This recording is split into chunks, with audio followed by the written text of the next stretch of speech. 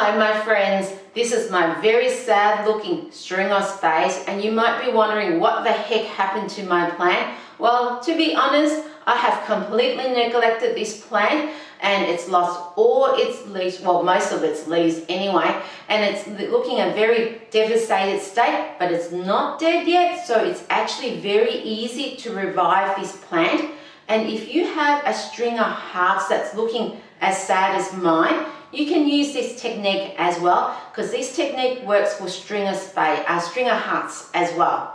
So let's go and revive it together. So first of all, I'm going to cut the chains off because it's no use keeping it onto the plant. It's not doing anything for the plant and it's probably taking more energy out of the plant. So I'm going to cut all the chains off, and I'm going to collect these little round balls. And you might be wondering what the heck they are. They're actually nodes. They're actually areas where a new string of spades can grow out of it. So I want to collect as many as possible, but you want to be selective on the size of the ball that you collect, because if it's too small, I've just found that with growing this plant over years, if I collect the tiny little ones, it doesn't work. What happens is that when putting it into the new soil for propagation, the actual tiny little ones, they just rot. Dry up, rot and die. So I want to collect it as a decent size ball so it gives the best chance for the new propagation to occur. I also want to collect the little leaves that are left on the chains, because where the leaf actually connects to the chain, this is where a node is. And a node is where new roots can grow out of it, new leaves can grow out of it, so a new chainous plant can grow. I want to collect as many as I can, because the more cuttings I collect, the more successful this propagation is going to be. So I want to cut about 1/2 inch on either side of the chain, and once that's done there, I want to set that all aside. I don't want to cut too long the cutting, because it just means that the edges are going to more likely to rot. And I'm going to use these new cuttings to propagate new string of spades through a butterfly technique, which I'll explain later on. So I'm going to also remove the mother plant out of its original nursery pot, and I'm going to remove as much soil as possible. There's no need to be exact, just remove as much as possible. If you see these potato-like lumps in the soil, do not get rid of them. That's actually part of the chain of spades there. It's actually the part of the root system of the plant.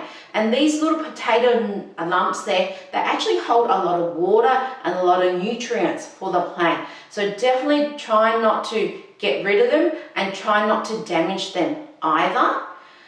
The soil mixture I'm using is it's a soil mixture that actually does hold some moisture, but also is partially well draining as well.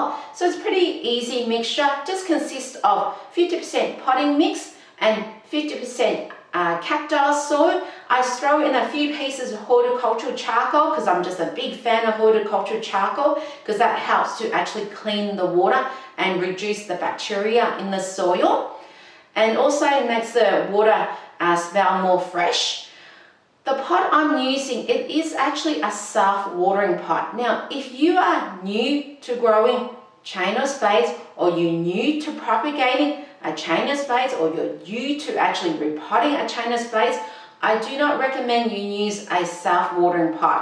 I'm using a self-watering pot because I know what the requirements of this plant needs, because I've been growing it for many years.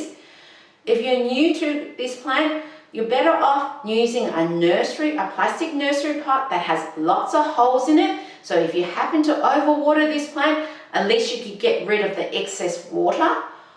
Also, you can use a terracotta pot, because with a terracotta pot, if you happen to overwater your chain of spades there, the water doesn't evaporate just at the top of the soil. It actually evaporates from the sides of the pot. So there's less chance of overwatering it. So once I've got the soil mixture, I'm actually gonna repot the mother plant into it. So I'm just gonna dig a hole, pop the plant into the soil, making sure those potato lumps are underneath the soil and not sitting on top, because if those potato lumps are sitting on the top, those potatoes can dry up and it can lead to the death of the plant. So you want to make sure that those potatoes are at least 1 inch below the soil. And then I backfill the soil and making sure I firmly tap down to get rid of any air pockets. Now, when these tiny little circular balls that I've collected before, I'm going to scatter it on top and then just lightly cover it with soil. I don't generally bother digging deep holes for these little propagation balls there. I just find that putting it in the soil and lightly covering it, making sure that the balls are actually underneath the soil, is enough for the new plant to grow. Now, the actual cuttings that I have done, the cuttings that have the leaves in it, I want to make sure that when putting it in the soil, the leaves are facing upwards. So it's like a butterfly propagation where the leaves are facing upwards, so it looks like a butterfly. The actual node, so where the area where the leaf has actually connected into the stem, that node area is underneath the soil. So it needs to be underneath the soil, because if it's just sitting on top, it's more likely going to dry out and no new roots will grow. So it needs to sit underneath soil. I generally say around about maximum about 1 inch underneath the soil is well enough for new roots to grow out of it. And I'm going to do all this for the new propagation, and I'm going to use all my cuttings, because the more cuttings you use, the fuller the string of spades will look, the more bushier the string of spades will eventually look, and the more successful the propagation will be. Because with any sort of propagation, it's not a guarantee that's going to be 100% successful. So the more cuttings you can get, the more little balls that have a decent size you can get, the better it is. Just make sure that those little balls that you collect is a decent size and not the tiny little ones, because I just found the tiny little ones, they just don't work and they just end up rotting in the soil. Once that's done, I'm going to water the soil. Now, the new propagations, they don't have roots, so they actually don't need that much water. So I'm going to lightly water that area. But where I planted the new mother plant in the new pot, that's a more established plant. So that's going to need more water. So I would tend to water that area more compared to where the new propagation cuttings are. Once that's done there, and the water I'm using is just normal tap water. Don't worry about distilled water. Don't worry about filtered water or rainwater. Tap water is fine.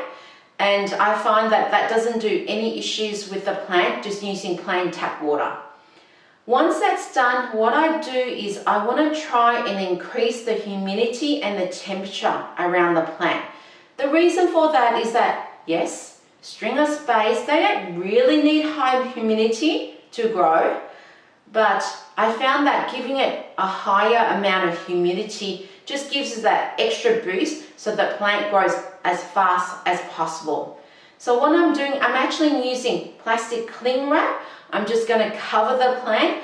I do make sure there is still some gap in the plastic so that there is still airflow. Just want to make sure that there's airflow to reduce the chances of fungal disease to occur. And if you're finding that the string of spades is getting way too wet, you can the plastic can actually be removed and placed on back in a few days' time. Now, if you don't want to use cling wrap, you can use a clear plastic bag. You can also use a food cover that's clear. I've done that before as well, and it works wonders. And this sort of technique just increases the humidity and the temperature around the string of spades to give it that extra boost to make it grow as fast as possible. Now, if you are enjoying this content so far, don't forget to subscribe to the channel. It really helps me out to grow the channel to create more content for your viewing.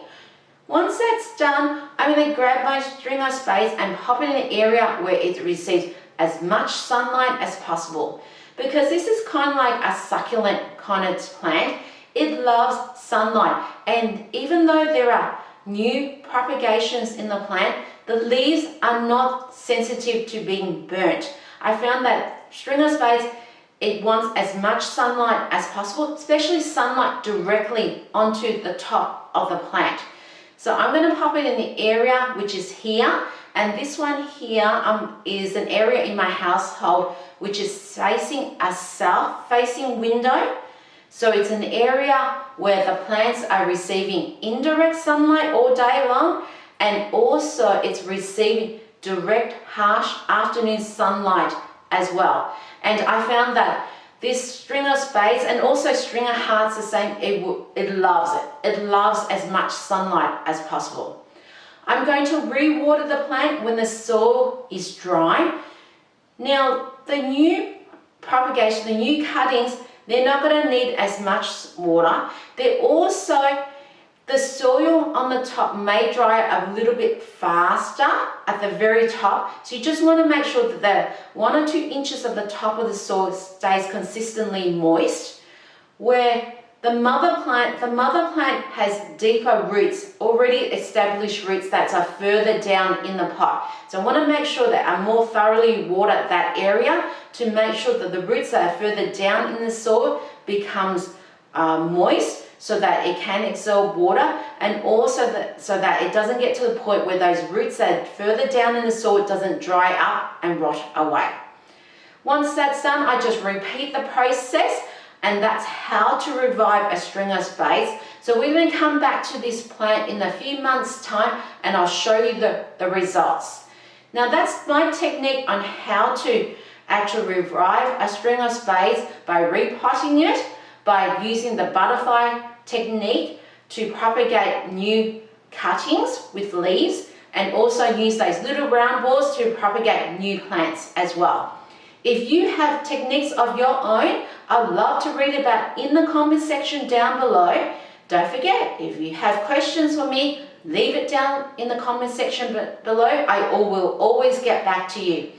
If you found this content useful, watch this video here where I show you how to take care of your string of hearts, which also applies to string of spades as well. I'll see you in your next video, my friends. See you there.